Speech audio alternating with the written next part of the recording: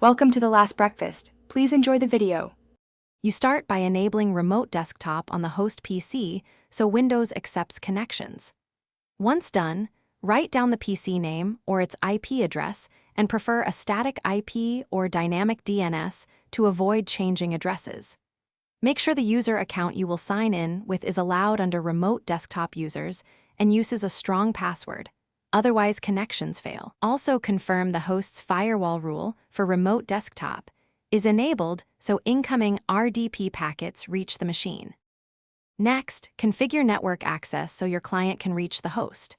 If you must go over the internet, consider a VPN. If not, forward port 3389 from the router to the host's local IP so NAT doesn't block RDP. Make sure the Windows Firewall inbound rule for remote desktop is enabled for the network profile you're using.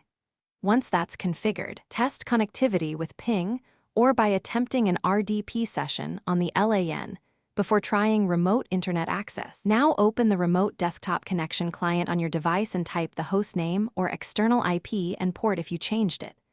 Before you click connect, set display size and local resource redirection, printers, drives, clipboard, so your experience matches needs.